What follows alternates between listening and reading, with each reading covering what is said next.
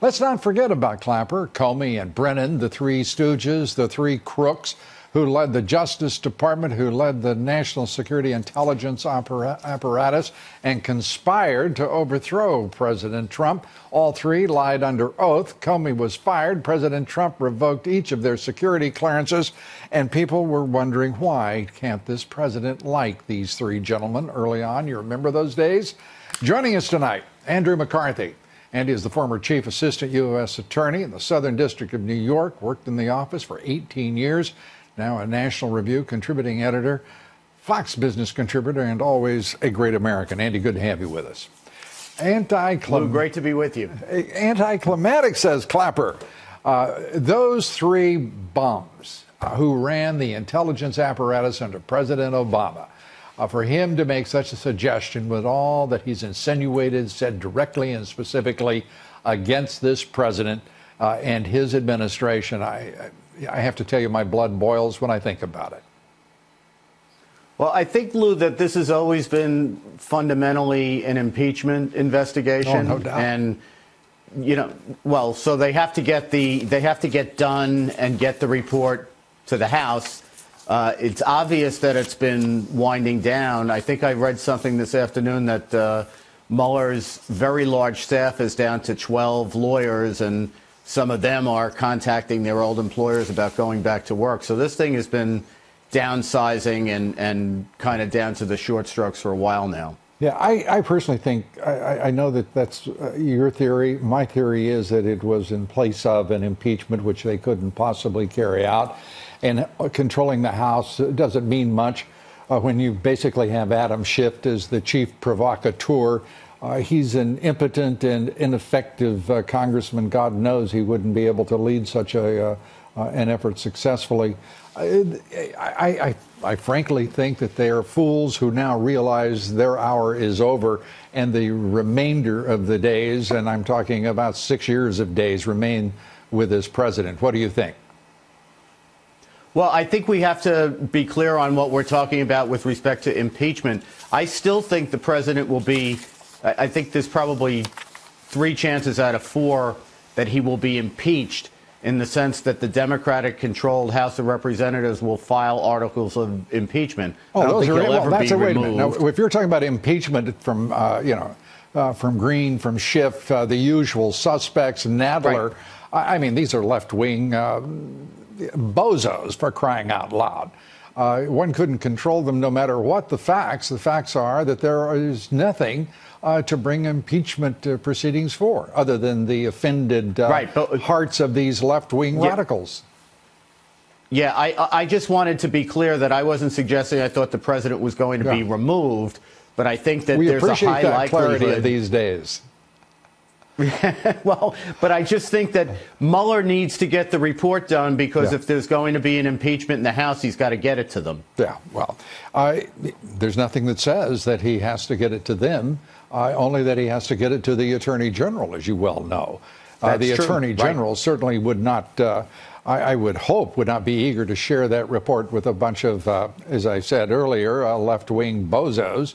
Who think that these minutes that they hold are going to turn into hours and days. I don't believe so. Let's turn to Clapper on CNN saying it's going to be anticlimactic. This is one of the folks in the intelligence community, along with Brennan, along with Comey, then following on now with the DNI, Dan Coates, and the others.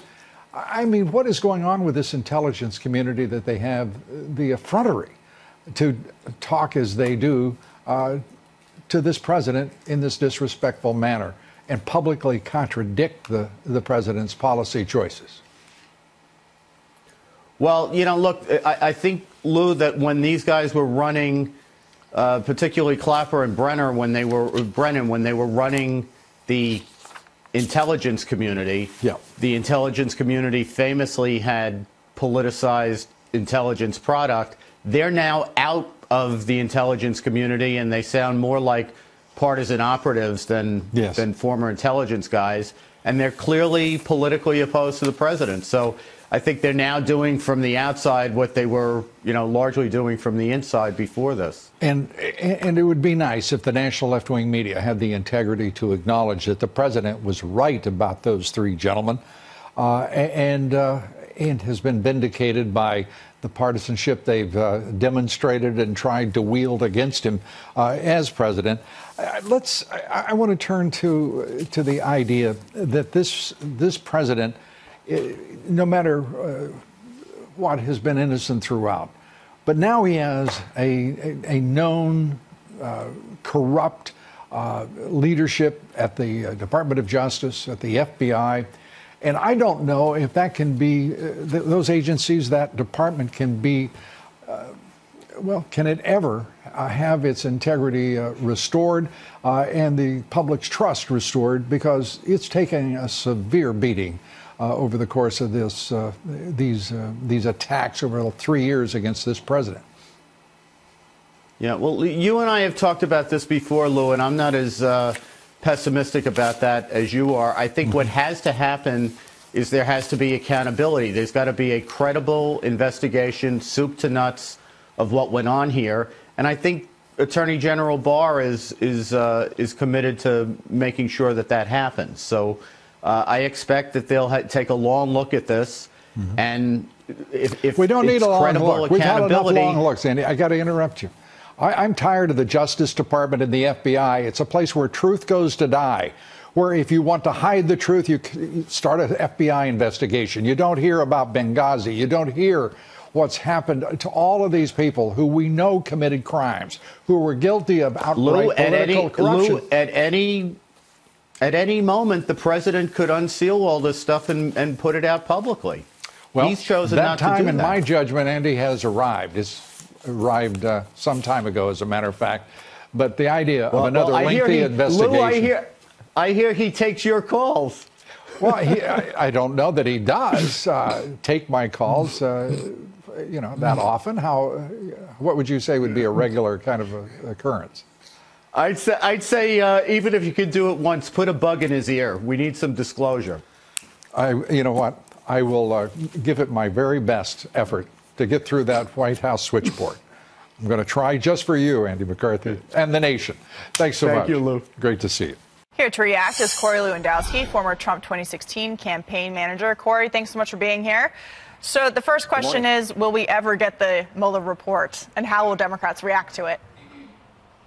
Well, look, the Mueller report should have been handed in this week. We know the president is leaving to go to Hanoi to renegotiate the denuclearization of the Korean Peninsula, one of the most important things our nation has and the world has in front of it. And we should have had the report out already to prove to the world something I already know. There was no collusion, no cooperation, no coordination between the Trump campaign and any outside entity to impact the outcome of the 2016 election. But let's be clear.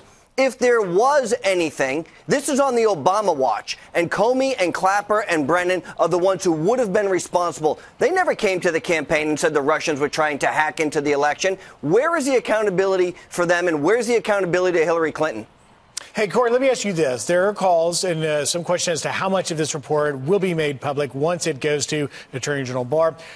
Are you for making the entire thing public and have full transparency here?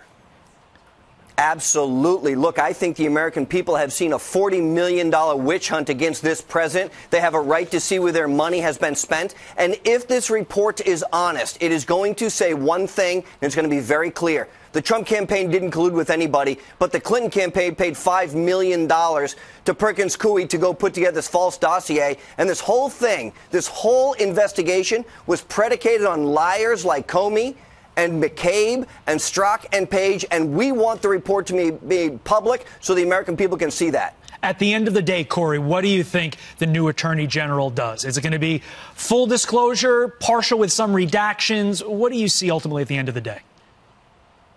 Well, I have a lot of faith in Attorney General Barr. I'm glad that he's overseeing this final resolution. I'm glad that Rod Rosenstein is leaving the Justice Department. And what I think he's going to do, with no inside knowledge whatsoever, is he's going to share that with the committees of jurisdiction, and he should outline unequivocally that there should be no additional investigations, because Attorney General Barr is going to be the one person who has the full unredacted version. He'll write a summary, he'll present it to Congress, and he will show through his summary of the work that Bob Mueller has done, there was no collusion of the Trump campaign with any outside entity. So, Corey, Democrats have been very adamant, and some Republicans, about protecting the Mueller probe, saying that he's credible.